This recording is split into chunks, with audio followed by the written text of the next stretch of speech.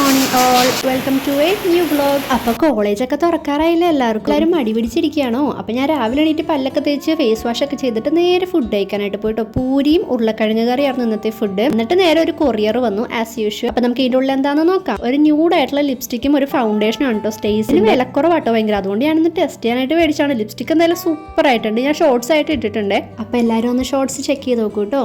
അപ്പോൾ എന്തായാലും നല്ല മഴ ചെയ്തുകൊണ്ടിട്ട് എനിക്ക് കുക്ക് ചെയ്യാനായിട്ട് നല്ല മൂടായിരുന്നു. അപ്പോൾ ഞാൻ വിചാരിച്ചു എന്തായാലും ചിക്കൻ ബിരിയാണി ഒന്നും ഉണ്ടാക്കാമെന്ന്. പക്ഷേ സാധനങ്ങളൊന്നും ഉണ്ടായില്ല. അപ്പോൾ ഇൻസ്റ്റാമാർട്ടിൽ നിന്ന് മേടിച്ചു. അരി ഉണ്ടായില്ല, സവാള ഉണ്ടായില്ല, അങ്ങനെ കുറച്ച് സാധനങ്ങളൊക്കെ മേടിച്ചു കേട്ടോ.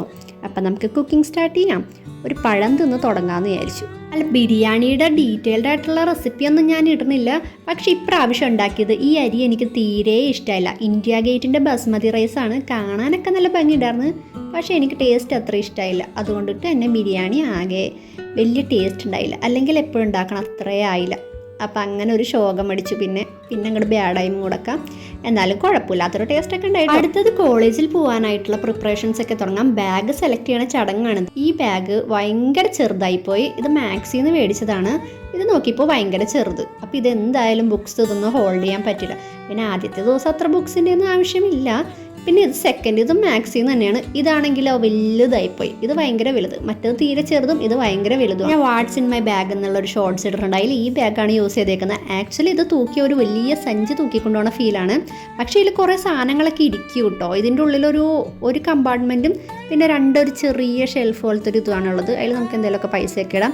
പിന്നെ ഇതാണ് ലേറ്റസ്റ്റ് ആയിട്ട് ഞാൻ മേടിച്ച ബാഗ്. ഇതിൻ്റെ ആകെയുള്ളൊരു പ്രശ്നം എന്താണെന്ന് വെച്ചാൽ നോക്കൂ, പെയിൻ്റ് ഒക്കെ പോയിരിക്കുകയാണ്. മേടിച്ച് ഒരാഴ്ച കഴിഞ്ഞപ്പോൾ തന്നെ പെയിൻ്റ് അങ്ങോട്ട് ഇളകാൻ തുടങ്ങി. പിന്നെ ഞാൻ വിചാരിച്ചു ഇത് തന്നെ കൊണ്ടുപോകുന്നത്. കാരണം ഇത് തൂക്കി നടക്കാൻ അത്ര ഇച്ചിരി കംഫർട്ടബിൾ ആയിട്ടുള്ള ബാഗാണ്. സൈസും തീരെ ചെറുതുമല്ല വലുതുമല്ല. എന്നിട്ട് നമുക്ക് ഇതിൻ്റെ ഉള്ളിൽ വെക്കാനുള്ള ബുക്കൊക്കെ പൊടി തട്ടിയെടുക്കാം. ബുക്കൊക്കെ ഇവിടെ ദേ ഉറുമ്പരിച്ചിരിക്കുകയാണ്. മറ്റ് ചിലന്തി വലയൊക്കെ വന്നിട്ടുണ്ട്. അപ്പം നമുക്ക് ബുക്ക് ഓരോന്നായിട്ട് എടുക്കാം. ഈ ഒരു ബുക്ക് എടുക്കാമെന്ന് വിചാരിച്ചു. ഏതെങ്കിലും ഒരു ബുക്ക് മതിയല്ലോ. ഇതൊക്കെ കഴിഞ്ഞ കൊല്ലത്തെ ബുക്ക് തന്നെയാണ് കേട്ടോ.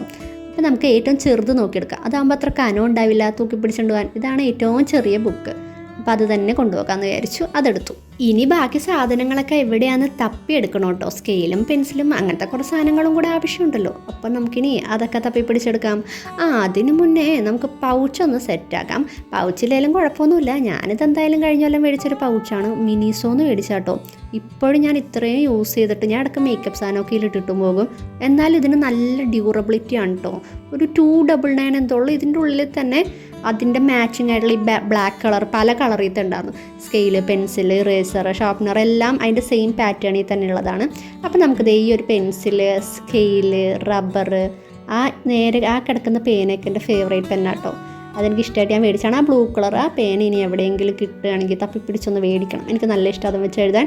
അപ്പോൾ നമുക്ക് ഓരോന്നായിട്ട് പൗച്ചിലേക്ക് ഇട്ട് കൊടുക്കാം. നമുക്ക് കണ്ടുപിടിച്ച സാധനങ്ങൾ സ്കെയിൽ ഇട്ടു, പിന്നെ പെൻസില്, റബ്ബർ, കട്ടർ അതൊക്കെ ഇട്ട് കൊടുക്കാം കേട്ടോ.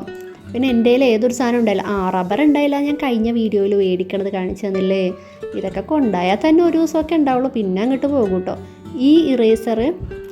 ഈ ഷാർപ്നർ ഈ മിനിസോയുടെ പൗച്ചിൻ്റെ കൂടെ തന്നെ കിട്ടിയതാട്ടോ. എൻ്റെ പാറ്റേൺ കണ്ടോ, അതുപോലെയാണ് പെൻസിലിനും എല്ലാത്തിനും പാറ്റേൺ ഉണ്ടായിരുന്നു. അപ്പം നമുക്കിനി ബാഗിലോട്ട് ഇതൊക്കെ നിറച്ച് കൊടുക്കാം. അപ്പം നമ്മുടെ എംറ്റി ബാഗ് എടുക്കുക. പിന്നെ പാറ്റയും പല്ലിയൊന്നും ഇല്ലയെന്ന് ഉറപ്പ് വരുത്തുക. അതിനുശേഷം നമ്മൾ എടുത്ത് വെച്ച് ഈ സാധനങ്ങൾ ഓരോന്നായിട്ട് ഇട്ട് കൊടുക്കാം.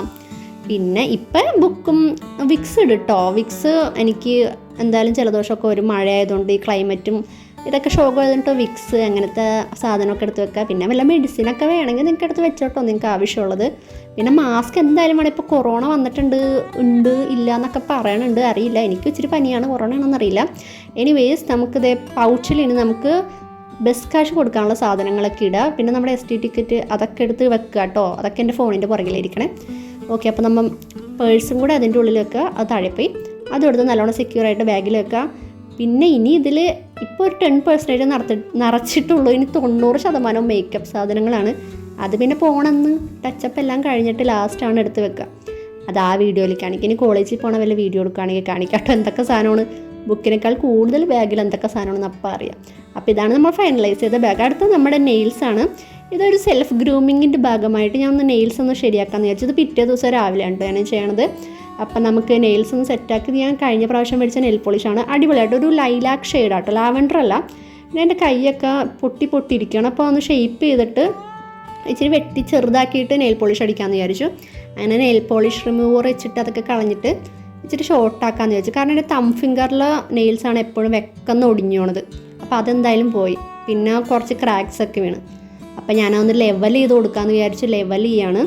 അത്രയും നീളത്തിലായിട്ട് വലിയ സുഖമില്ല. അപ്പോൾ ഞാനൊന്ന് ഷേപ്പ് ചെയ്ത് കട്ട് ചെയ്തിട്ട് ഇച്ചിരി വൃത്തിക്കാക്കാമെന്ന് വിചാരിച്ചു. എന്നിട്ട് നമുക്ക് ഈ ലൈലാക്ക് ഷെയ്ഡ് അടിച്ചു കൊടുക്കാം. ഈ ഷെയ്ഡ് നല്ല വൃത്തിയായിട്ടുള്ള ഒരു പേസ്റ്റൽ കളറാണ് കേട്ടോ. പേസ്റ്റൽ കളേഴ്സൊക്കെ ഇഷ്ടപ്പെടുന്നവർക്ക് ഒരു പർപ്പിൾ, പിങ്ക്, ലാവൻഡർ മിക്സ് അങ്ങനത്തെ ഒരു കളറാണ് കേട്ടോ. ഈ കളർ അതിന് മുന്നേ യൂസ് ചെയ്തിട്ടുണ്ട്. വേറെ ആരുടെ കയ്യിൽ നിന്ന് യൂസ് ചെയ്തിട്ടുണ്ട്. അപ്പോൾ എനിക്ക് നല്ല ഇഷ്ടമായി. അപ്പോൾ അതുകൊണ്ട് ഞാൻ എന്തായാലും ഇത് മേടിച്ചു. ഞാൻ പറഞ്ഞില്ലേ നൈക്കയിൽ ബൈ 1 get 1 എന്തോ ബൈ 1 get 1 അല്ല, 2 നൈക്കയുടെ പ്രൊഡക്ട്സ് മേടിച്ചാൽ എത്ര രൂപ ഓഫർ ഉണ്ടായിരുന്നു. അങ്ങനെ ഞാൻ മേടിച്ച നെയിൽ പോളിഷാണ്. ഏറ്റവും വില കുറഞ്ഞ ഈ നെയിൽ പോളിഷാണ്. അപ്പോൾ ഈ ഷെയ്ഡ് കണ്ടപ്പോൾ ഞാൻ ഇത് തന്നെ അങ്ങ് മേടിച്ചു. എന്തായാലും സൂപ്പറാട്ടോ. പിന്നെ നെയിൽ പോളിഷ് റിമൂവർ വെച്ചിട്ട് റിമൂവ് ചെയ്താൽ ആ കയ്യിലൊരു തരിതരിപ്പുണ്ട്. നമ്മുടെ നെയിൽസിൻ്റെ ടെക്സ്ചറൊക്കെ ഡാമേജ് ആക്കുന്നു തോന്നണം എപ്പോഴും ഈ നെയിൽ പോളിഷ് അടിച്ച്. അതാണ് ആ തരി പോലെ ഇരിക്കുന്നത്. അത് ഇച്ചിരി വൃത്തികേടാണ്. ഇങ്ങനെ നാര് പോലെ പൊന്തിയിരിക്കും. അതെന്താണെന്നാവോ. ഓക്കെ, എനിവേസ് നമ്മളിത് നെയിൽ പോളിഷൊക്കെ അടിച്ചു. അപ്പോൾ ഇത്രയേ ഉള്ളൂ ഇന്നത്തെ വീഡിയോ. എല്ലാവർക്കും ഇഷ്ടമെങ്കിൽ ലൈക്ക് ചെയ്യുക, ഷെയർ ചെയ്യുക, സബ്സ്ക്രൈബ് ചെയ്യുക. അടുത്ത വീഡിയോ ആയിട്ട് കാണാം കേട്ടോ. ബൈ.